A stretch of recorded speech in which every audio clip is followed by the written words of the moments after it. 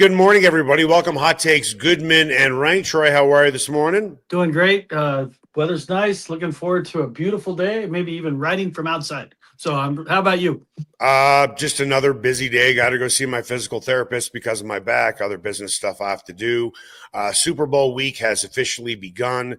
Stefon Diggs met the media yesterday and said he came close to joining the Broncos because of a guy he didn't want to name Davis Webb personally, but he said because of a guy that was in Buffalo when I was there. We think we know who that is.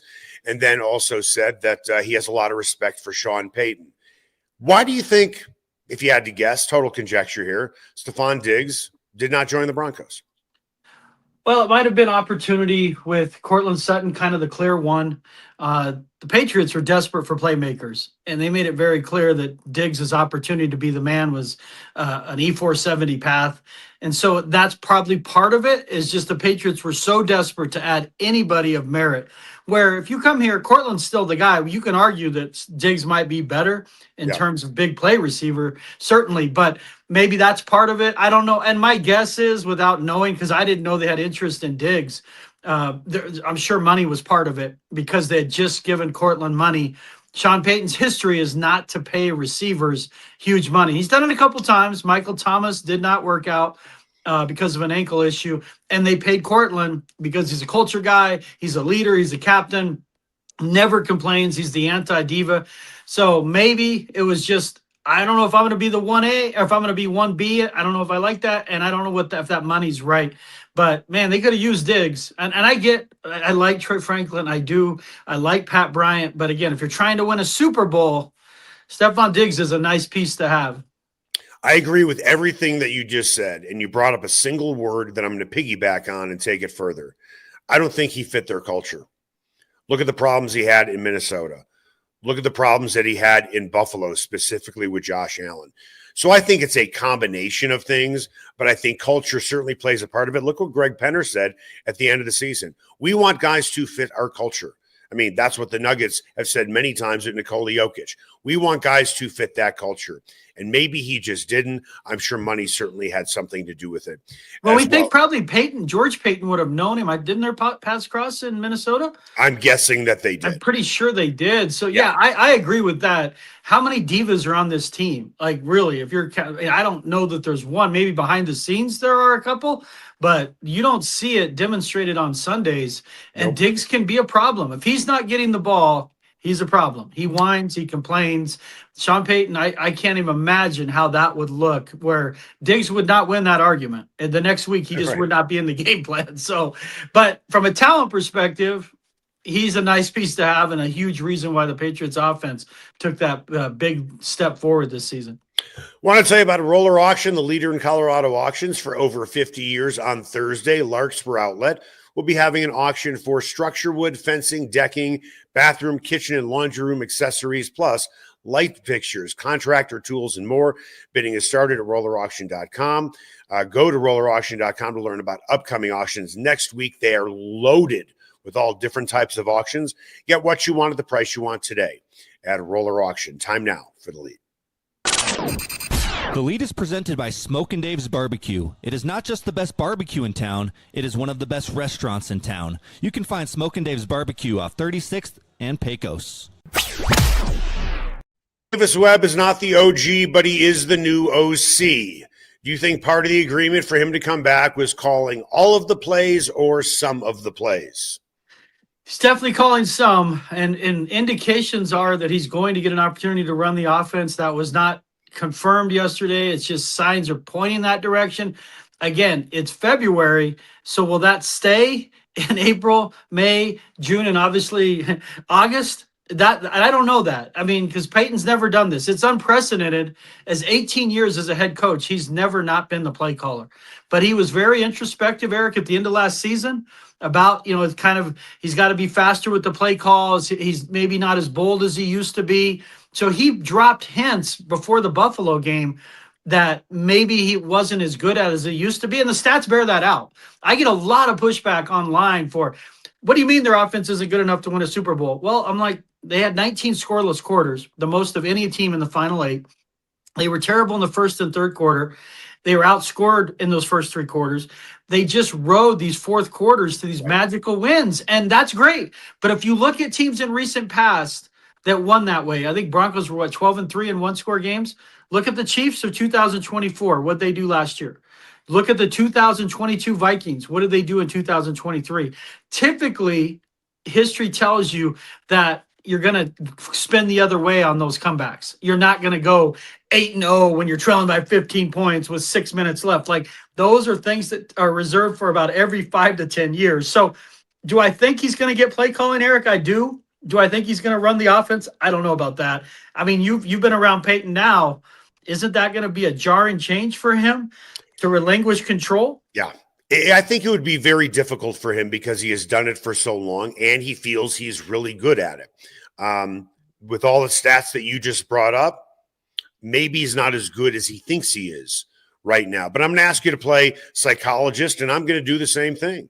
Do you think that he is introspective enough to understand, not that the game has passed him by, because I'm certainly not trying to insinuate that, but he's the one who brought up age, where things are slowing down for him.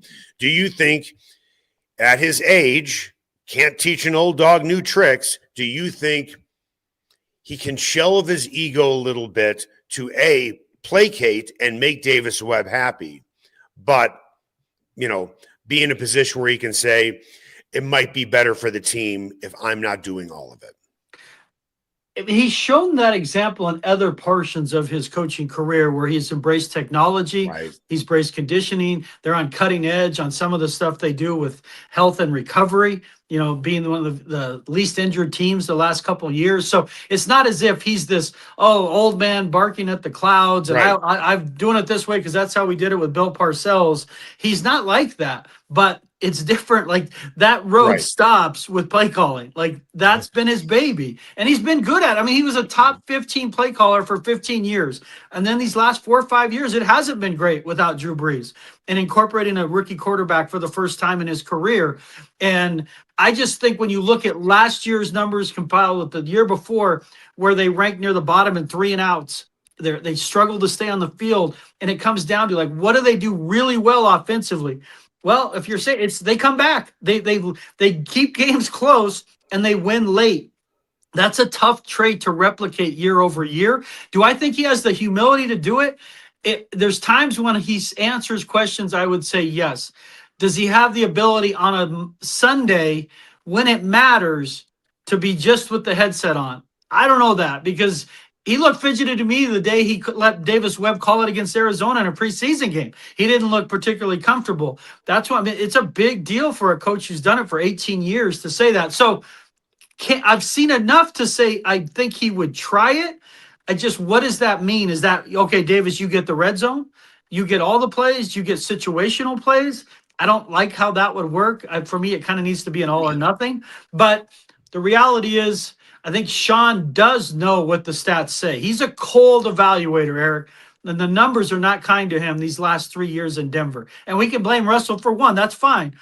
But the last 2 years, it's just the offense is not great. Not if you're going to win a Super Bowl. That's the way I preface every year. If you're trying to win a Super Bowl, their offense isn't good enough. Because what if the defense has a backslide? Like, that's the thing people forget. The defense is playing out of its mind, save for takeaways. If the defense has a stretch where they don't play well for a month, then what are you, 8-9? 9-8? Like, that's the danger here. So, Eric, he has shown humility in spots. Do I have doubts he could do it for Sundays for 60 minutes? I do, just because of how long he's been the play caller. The storm is potentially coming for the Denver Broncos after this upcoming season. Right. If the offense does not get better and they decide to give Bo Nix a new contract after this upcoming season, the talent on that defense certainly will not be the same. That's number one. But this is more of a philosophical thing as much as anything else. Pat Bowlen was a great leader for a lot of different reasons. One of them was he empowered the people that worked for him. Fair to say? Yep. Penners do the exact same thing. They empower the people that they've hired to do their job. Is Sean Payton going to be a great leader and empower Davis Webb to call plays? Or is he going to cringe on the headset every time Webb calls something that he doesn't like? Again, Sean knows football well, and I think the key to this is having it work well early to make it much easier to accept. Because if Davis struggles, let's say they come out of the gate and they average 16 points a game the first 3 weeks, what are the chances Sean announces he's taking play calling back? Like, that's the key to me, is get off to a decent start. And here's the other thing. Behind the scenes, Sean's still going to be involved in the game plan. It's not He should be. It's his offense. Yeah, he's not washing his hands of this. People are like, well, he's just going to be like Bill McCartney at the end of his career with no headset on. Like, come on now. He's going to be heavily involved in the game plan. He can still construct a winning game plan. You could argue at times, and I've been as bullish on Knicks as anybody in this market, Bo misses open guys. I mean, Bo misses, like, there's targets that he makes great plays in the fourth. Part of the reason he has to is because he hasn't played particularly well in the second and third quarter. So, like, some of it's not just Sean. Just play calling. And you go back and watch the all 22, which I do. They're like, okay, there's some guys open here that he's not seen. So if he stays involved in the game plan and he forms this synchronicity with Davis, that's where, like, early. But if they struggle early, I could see that getting uncomfortable. I could see that. But the other thing I like about this is it's no secret in the building how much Bo Nix loves Davis Webb. Like, loves the guy. That's number one. And that's the Doesn't that remind you, and I'm going to go down this road with you, doesn't this remind you a little bit of when Mike Shanahan came in as the offensive coordinator under Dan Reeves, right? And Elway had the relationship with Shanahan, and it was a little frayed, more than a little frayed, between Reeves and Elway. And now I would not say the relationship is bad between Nix and Payton. I would not call it great either, but the relationship is really between Webb and Nix. Well, they're similar in age practically. I mean, they're only about 5 years apart in age. You know what I mean? Right. He knew who Davis Webb was as a college quarterback, so they get along really well. And it's different as OC than quarterback's coach. Quarterback's coach, you can, like the hitting instructor, you're the shoulder to cry on. As the OC, it's a little different where, hey, I'm designing it for everyone here. I'm not just here at your, beck and call. So that transition, you got to see, can Webb handle that? I would assume they certainly think he can. But it does have shades of that Mike Shanahan, Elway relationship. Now, those two were a little devious. They were definitely trying to run Reeves out of town. Right. I mean, because John had soured on Reeves to the point he finally went to Dick Connor, the legendary columnist for the Denver Post, and it was just basically, it's me or Dan. I can't take it anymore. Right. But when Shanahan, and he was much younger, much closer to John's age, obviously, when they got together, we saw magic we hadn't seen before. And that's what you want. That's what I'm tantalized by is, can Davis Webb get more out of Bo Nix? Get him to throw in the middle of the field, maybe a little more RPO, even as cosmetic stuff, and get the plays in faster. I think if we're going to criticize Sean on one thing consistently, is that the plays are coming in too late. If you're going to do the line changes, that's part of it, but that becomes a little bit of a tell, if I'm being honest. But if you're going to do that, you've got to give Bo, 13 seconds at the line of scrimmage when he breaks the huddle. It can't be line change, him yelling over, get the play in, and now here's 3 seconds on the clock. Like, that's giving the defense an advantage because your quarterback can't even sit there and diagnose. So if there's one thing I hope it does is it just gets the operation running more smoothly, because they've done a bunch of different things over the last 2 years to help that. And to me, it's just consistently not smooth in terms of getting the play in. If I've never really heard Sean Payton call a play, but I've listened to him at a press conference. And if the way he is at his press conference is the way he calls plays, those plays are coming in really slowly because it's a lot of hums and hus and hums and hus. And before you know it, you have a 25-second soundbite with like 25 words. I've heard the play calls through NFL films. Yeah. He's good at that. It's deciding the play. Yeah. So it's just kind of the whole process. But yeah, his plays are like paragraphs. So, like, if he has a slow, like, what are we doing? And I'm not saying he's down, but if you're giving it 3-4 seconds to think about the play, him actually reading his play is like Cummins poem. I'd like, oh my God, get to the end of this here. Right. And that's why you see Bo, like, this isn't you and I saying, oh, it comes in slow. Just watch the film. Almost weekly, Bo's yelling at Sean, come on, let's go. And again, that's Bo in college looking over at a picture of Winnie the Pooh, meaning that's the play. Like, he's used to the play's in 2 seconds. So I think that's where I'm saying you can bridge the gap, do things Bo's more comfortable in. And I think the way that Davis could coach Bo could bring out the best. Sean helped get him to this point, no doubt. I just think to that next level, the way he and Webb can relate, I believe it can bring out the best, and we're going to find out what Bo Nix's ceiling is next year or the year after with Webb. It might only be 1 year with Webb, as you brought up. That's the danger of this move. It might be 1 year of Davis Webb. They get back to the AFC Championship, and then he's gonzo. Okay, I'm going to give you a column idea, not that you need my help, but you've had demonstrated ability on being able to do these type of columns. Let's look at what you did last week. The Avalanche this year and the Avalanche in 2001. Brent Burns is 40. Ray Bourque was 40.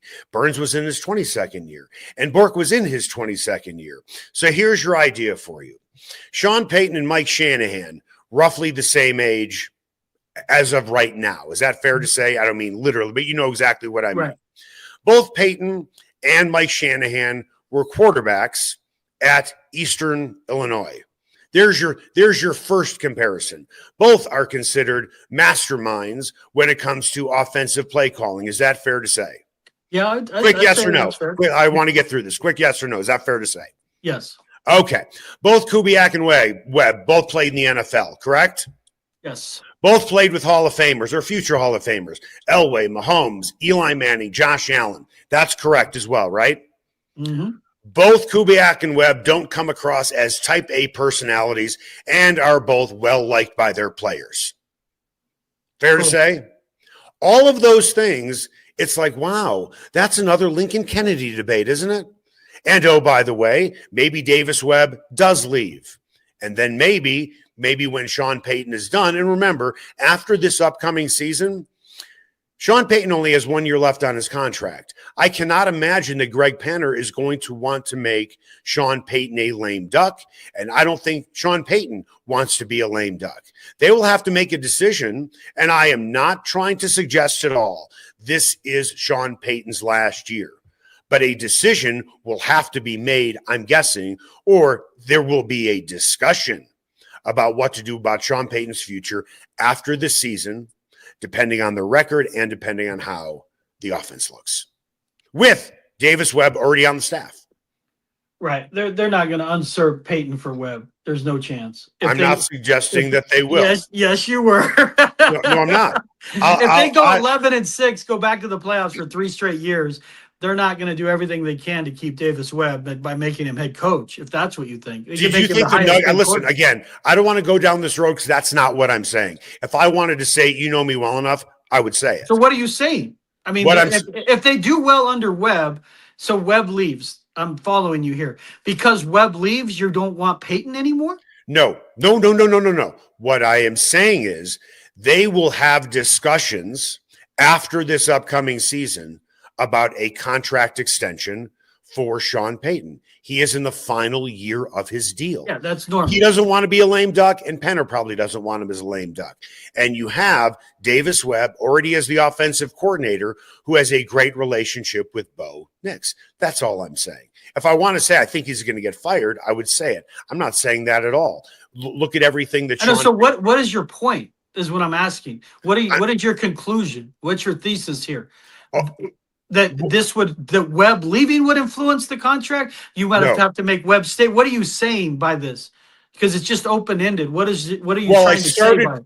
I started with one thing, and then we're dovetailing into something else. Okay. All I'm saying is I find that the similarities between Shanahan Payton and Webb Kubiak just happen to be striking, kind of like Brent Burns and Ray Bourque. That's all I'm saying. That's 100%. And you're right. They're going to face a decision after this season. Let's say they go 10-7, 11-6, and they get back to the playoffs. And I think they could be better next year and not reach the AFC Championship because their Right. schedule is really hard next year on paper. We don't know because of injuries and timing of when you play teams. But the thing that it's fascinating, the point you raised, when they do these contract negotiations, and I asked Pinner about pairing Payton with Payton because George has 1 year left, Sean has 2. Right. Do you try to get it done this season and try to match them up a little bit? Sean Payton's going to want to be the highest paid coach in the NFL when his contract comes up. There's just no question in my mind that if you pay Jim Harbaugh what you made him the highest paid coach, what, at 21 million? Maybe Reed is too. Payton's going to want to raise.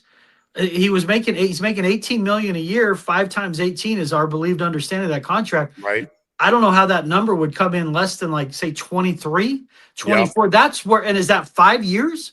Is that 4? What is that number? And then you're trying to pair it with Payton. The money's not the issue. It's just I'm saying he's going to want to be paid commensurate with what he's done in Denver. Right. And you made him the second highest paid coach when you brought him in based on his New Orleans resume. Right. Now he's done it in your place.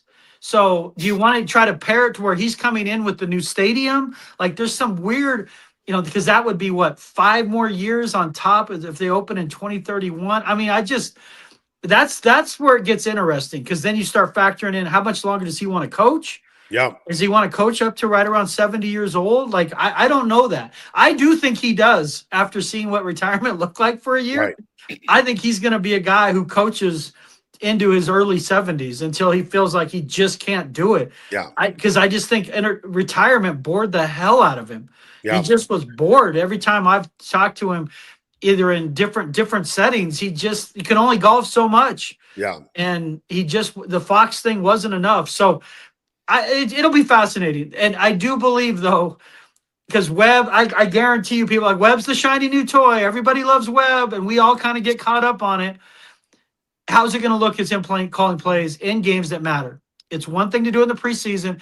It's another thing to do it when it counts. And how much patience will Sean show him if it doesn't look great the first few weeks? And he's not known for his patience. Sean isn't. And Sean is also known for throwing guys under the bus too. He has a long history of that. Let's not even debate that. That's just plain old fact from people you've talked to and people I have talked to. I mean, at the end of the day, who called the play on 4th and 2? Sean did. And who got fired? Lombardi. There we go. So, but you could say that wasn't Joe's. We never knew what Joe's role was. That's why it's hard to say, why did he fire him? I don't know what do you do here? None of us really knew. And I like Joe, but he might have been firing him based on his lack of input in weekly game plan meetings, for all I know. But yes, Sean called the play on 4th and 1 and didn't back down. And then the optics of it were you called the play and then you fired the guy who didn't call the play. I do think this is where, now that we hash this out, and I don't know this, but part of the issue for me is Sean's never had a voice in his ear he trusts. The voice, he was the voice inside Breeze's head and vice versa. As a coach in the booth, from everything I can tell, he's never had that guy that says, Sean, hey, no, we're not doing that. And Kubiak could be that at times for Shanahan, at times, that kind of respect. Could he be that for Webb? And help, like, in terms of now you have this old mentor guy saying, no, hey, rethink that. Like, just because Sean, that's what I'm saying. Sometimes I think he'd be a better play caller in Denver, not New Orleans. That's a different animal. In Denver, with a little more guardrails and a voice in his ear saying, hey, percentages here, 10% chance, kick it, like just somebody. And could he be that for Davis? I don't know. I mean, what I'll be curious to see is that we don't know what play calls Davis Webb will call, so we don't know which ones are successful and which ones that are not. Well, we don't know unless he's calling all of them, and unless we're told he's calling all of them.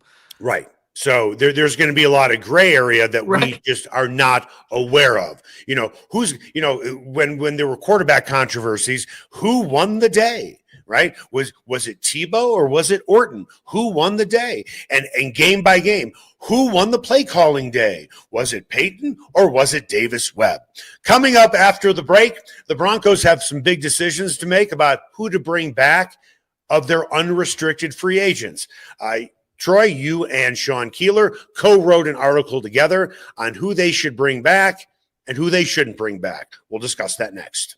Ferguson's Heating and Cooling is the best in Denver, and their customers agree. Ferguson's has 165 5-star Google reviews, and here's one from Betsy. Highly professional, prompt, and honest. I switched to Ferguson's when I became aware my former company was trying to sell me a whole new system I didn't need. Ferguson's is an honest, working, family-owned business that'll give you a fair price, the highest quality parts and equipment, and they always show up on time. You can trust the Ferguson family like you trust your own family. Go to fergusonsheatingandcooling.com. Everyone has their favorite barbecue spot. Mine, Smokin' Dave's Barbecue and Brew. My favorites, slowly smoked ribs, smoked corned beef Reuben, smoked meatloaf with a portobello balsamic cream sauce. Don't forget about Smokin' Dave's 16-hour smoked brisket and pork with one of their 4 homemade barbecue sauces. Great sides, you bet. Barbecue beans made with pork and brisket and their southern corn bake. Man, you gotta try it. Plus, they have amazing non-barbecue entrees on the menu. Go where I go, Smokin' Dave's Barbecue and Brew in North Denver. Sasquatch and Wildcard Casinos in Blackhawk have another incredible promotion. They'll be giving away a pair of snowmobiles or nearly $18,000 in cash the weekend of February 20th. It's your choice what you want, the 2 snowmobiles or the cash. Earn daily entries with every locked-up jackpot or by redeeming points on your player card. You can also earn a chance to win during their daily cash drawings every 45 minutes between 10 a.m. and midnight. Sasquatch and Wildcard Casinos, loose slots, great promotions, great food, and a family-owned casino that treats you like family. Everyone has their favorite sports bar. Mine, the Sportsbook Bar and Grill in Highlands Ranch, DTC, and now in Parker. All their locations are everything a sports bar should be. An upscale menu with 12 different burgers, outstanding wings, and my favorite, the Philly cheesesteak egg rolls. They've got every game on the NFL Sunday Ticket, MLB Extra Innings, NHL Center Ice, NBA League Pass, plus soccer, rugby, and UFC. Sportsbook, great hangout bar, great for private parties. The Sportsbook Bar and Grill in Highlands Ranch, DTC, and now in Parker. They are the sports bar. Ever wondered where city and county fleet vehicles go when they retire? Now's your chance to find out and score big. Imagine driving away with a great deal on a reliable vehicle. For over 45 years, Roller Auction has been the trusted source for government fleet vehicles and equipment. Trucks, SUVs, sedans, and more, all selling to the highest bidder. Don't miss out. Visit roller.bid/hot takes to get auction updates today. Your next vehicle could be just a click away.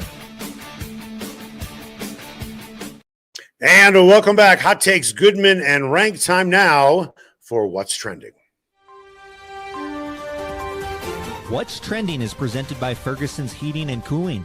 Your family should trust the Ferguson family for all your heating and cooling needs, and you'll see why they have over 165 5-star Google reviews. Make an appointment today at fergusonsheatingandcooling.com.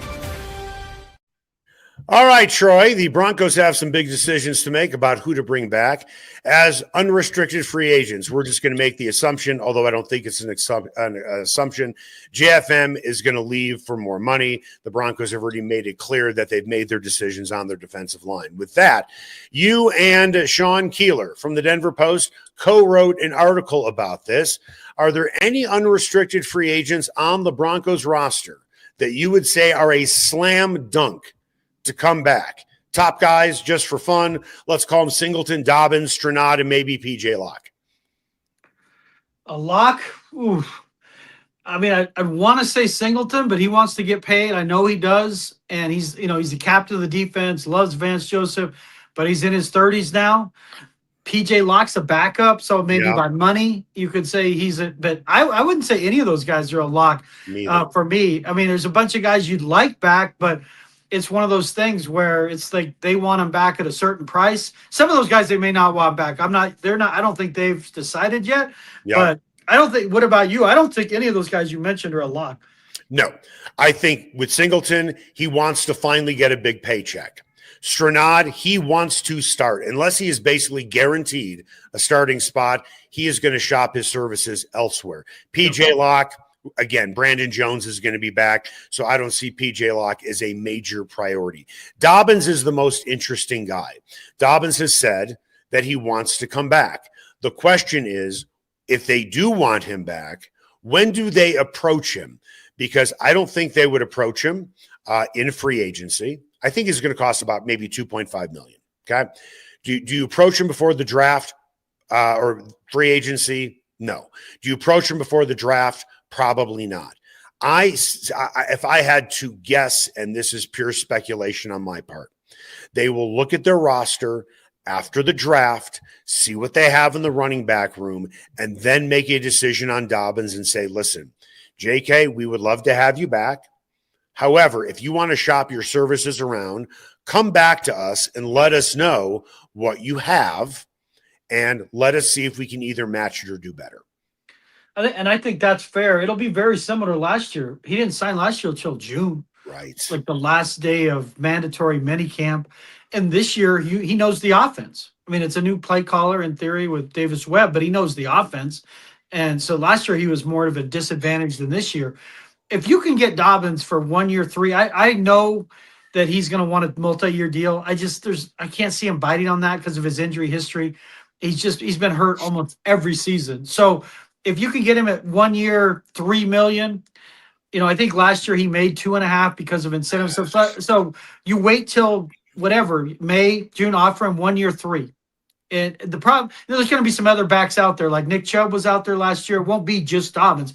But I would go back to him and say 1 year, 3, and then he fits the role I thought he was going to fit this year, where he's 1A, and then either Harvey or someone you draft takes over and supplants him around the 7th or 8th game of the season, and Dobbins becomes my third down back, and he's much more likely to stay healthy because now he's getting 8 to 10 touches, and that's a huge upgrade if he's my third down back over Tyler Bidet.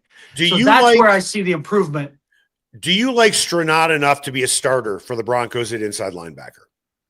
I do. I think he gets a bad rap. Okay. I do. But now, do I want to pay him primo money? He's not getting primo money. Not even close. Yeah, if he's getting $6 million a year like the previous Singleton deal, right, I'd bring him back. He's one of the most underrated players on this team. And I know Vance loves him, but he's just kind of typecast as this guy that blitzes and is, a solid fill-in. And I just see more than that. I liked him more this past season than Greenlaw, frankly, in terms of his contribution. I mean, mainly because Greenlaw was hurt, but was there a huge difference when Stranad was in there and Greenlaw was in there? I didn't see it, frankly. I mean, one guy has more thump, clearly, with Greenlaw. But anyway, I like Greenlaw. I like Stranad. I would try to keep Stranad, but there's a ceiling on that. I'm not just keeping him at all costs. I would guess, and I'm not going to make a promise, but I am guessing that the Broncos like Stranad more than Greenlaw likes Payton. I'd be very surprised if Dre Greenlaw is back next year because of injury, because of what he said publicly, and then all the other undercurrents that are there. And then Singleton's probably going to leave as well. I don't know about Drew Sanders. The guy's never been able to stay healthy. I would say to Stranad, if they like him enough to be a starter and it's a reasonable contract, bring him back. They're going to have to look for an inside linebacker if Singleton leaves and they get rid of Dre Greenlaw. What else do you really have left in that room? Yeah, I mean, I'm with you. Greenlaw publicly saying that he was so jarring the way Payton ran practice 3 hours a day, 6 straight days was so different from Shanahan. And, there was some context where he said, well, I started to adapt to it. It's just, it didn't work out here. No, it didn't work out. The whole reason I wanted Dre Greenlaw was as a coverage backer because Singleton and Stranad were fine in the run game the year before. Now Greenlaw could be a little better. He's a bigger thumper, no doubt. Right. But the advantage of him was going to be in coverage, sideline to sideline guy. We never saw that because of the leg injuries. I would move on from Greenlaw. It just doesn't feel like a fit. No. I hope it works out for Dre somewhere else, maybe even goes back to San Francisco. But I would move on from him. I would try to keep Singleton, depending on what his market is. But I would then prioritize Stranad as then have something. Then either so it's Stranad with a new free agent or Stranad with a drafted guy. You brought up Sanders. He's not even on my radar. I can't trust Sanders at this point. He is an athletic marvel, never healthy. I can't trust on him. If he shows up and he's there, that's a bonus, but I can't trust him at this point. I'll give you a guy to keep an eye out for is Devin Lloyd, inside linebacker, who played for Jacksonville last year. Guy's going to get paid. I think he is the type of guy they'd want to target. Now, he might be priced out of the market, but I have a feeling he's a guy that they will look at for sure. when you look at all the inside linebackers that are currently out there. You certainly like his age, okay? He's only 27. He hasn't played that long in the league, but he is going to come with a heavy price tag. And that's one reason why he is not with Jacksonville. But the dude can ball. He's probably going to get paid about $20 million a year. So I think the Broncos might be priced out of that. But I think he's the type of guy that they'd want to go after. Yeah, he's athletic and he's unlikely to sign in Jacksonville. But you're right. Like that's when you always hope in free agency you're addressing a need, not just filling a spot. Right. And so with Lloyd, yeah, I mean, Lloyd's a guy, when you look at it, you know, he's kind of who that you hope that Greenlaw was going to be, frankly. Right. Right. And when you look at all the other linebackers out there who are available, Bobby Wagner, Levante Davids, Demario Davis, those three guys are all 35 years or older. You're not going after any of those guys. Matt Milano, guy's injured way too much. I like him a lot too. Milano's really good, but he struggles to stay on the field. He's really good. He does. So that's why I'm looking at a guy like Devin Lloyd as a possibility, but I think a lot of teams are going to be, going after him. Looking at free agency, not the guys on their roster, and considering the guys on the roster they might or might not bring back, what should be the plan by filling positions on the roster? Because you know the way it works. You fill positions in free agency, whatever you don't get, bang, that's what you go for in the draft. Inside linebacker, to me, is tops on the list. Yeah, it's a priority. And you have to make a decision with Greenlaw in March, I think, because some of his gets guaranteed. So I think we'll know with Greenlaw by March what their plan is with him. Again, I don't expect him back, but what do you do with Engram? It's easy to say move on from Engram. It's because you saved $3.8 million. It's a $10.3 million dead cap hit. So, I mean, that's not an easy decision to make. If it's based on production and fit, it is an easy decision. But is there some world that we live in, Eric, an alternate universe that Davis Webb calling plays suddenly unleashes the potential of Evan Engram? Because Engram at times looked totally ill-fitting and it didn't feel like it worked. But there are other times it looked like a guy who's on the other side, too, of his career, that maybe he's just not the guy we thought he was going to be. And there's shame in that. But do you stay with him? I can't see it, but I can't see a world where their offense improves dramatically if their tight ends are Adam Troutman and Nate Atkins. Right. Like, that just doesn't work. Because as bad as Engram was in our mind, mainly because Sean built him up as this joker player, as bad as he was, he doubled like the production of the tight ends the previous 2 years. So he had a purpose. It just wasn't what we thought it was going to be. He had one touchdown.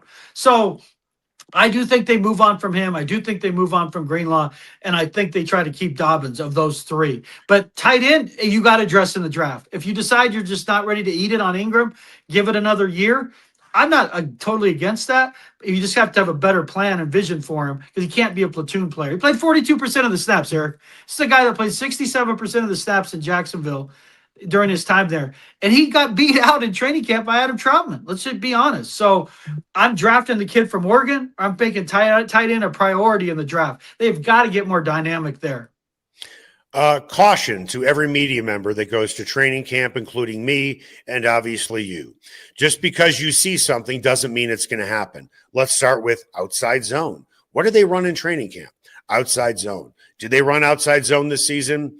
Not really. They didn't commit to it. And what did we see with Evan Engram in training camp last year? Bunch of shallow crosses right up the middle, right?